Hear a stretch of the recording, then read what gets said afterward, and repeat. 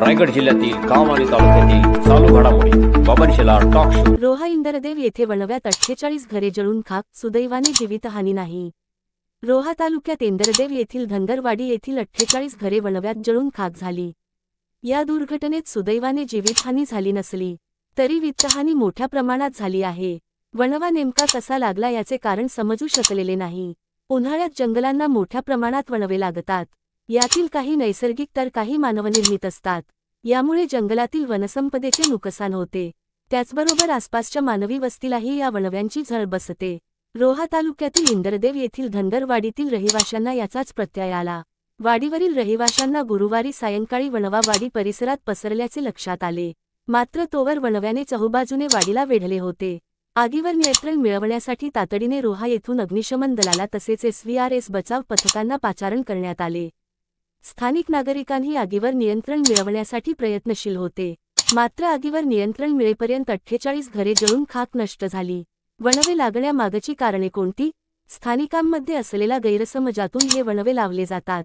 जंगलांना वणवे लावले की पुढील वर्षी जंगलात चांगले गवत उगवते। हे गवत जनावरांच्या चाऱ्यासाठी उपयुक्त ठरते, म्हणून दरवर्षी उन्हाळ्यात जंगलांना आगी लावल्या जातात। दुसरीकडे सरपणाला लाकूड मिळावे म्हणूनही वणवे पेटवले जातात। वणव्यांमुळे झाडे सुकतात आणि पर्यायाने हे लाकूड सरपणासाठी तोडली जातात। कधी कधी शिकारीसाठीही हे वणवे लावले जातात। वणवा लागल्याने वन्यजीव आगीच्या विरुद्ध दिशेने पळण्यास सुरुवात करतात। याच वेळी दबाधरून बसलेले शिकारी वन्यजीवांची सावज टिपतात। कोकणात खरीपाच्या कापणीनंतर पूर्णलागवडी आधी शेतात राब जाळण्याची प्रथा आहे।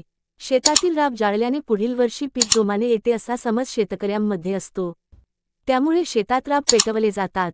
यामुळे बरेचदा अनियंत्रित आग वणव्यांना जन्म देत असते। वणव्याचे दुष्परिणाम कोणते? सातत्याने लावल्या जाणाऱ्या या आगींमुळे कोकणातील वनसंपदा अडचणीत आली आहे। वन्यजीवांचे अस्तित्वही धोक्यात आले आहे।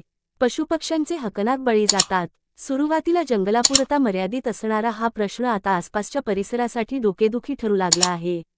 अनियंत्रित वणवे आता जंगलालगतच्या गावात शिरण्याच्या घटना मागील काही वर्षात समोर आल्या आहेत। वणव्यांमुळे प्रदेशनिष्ठ वनस्पती धोक्यात येत आहे।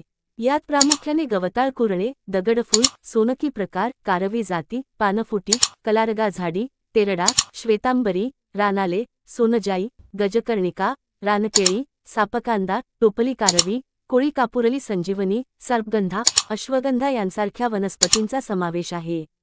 तर घुबड, चडोल, रॉबिन, रानकोंबड्या, मोर, सापांच्या प्रजाती, गवतावरील कीटक, उंदीर, भेकळे यांसारख्या पशुपक्ष्यांचे अस्तित्व धोक्यात आले आहे। पूर्वी मुबलक प्रमाणात आढळणारे वन्यजीव आता दिसेनासे होत चालले आहेत। कोकणात 184 प्रकारच्या फुलपाखरांच्या प्रजातीही वणव्यांमुळे अडचणीत सापडल्या आहेत।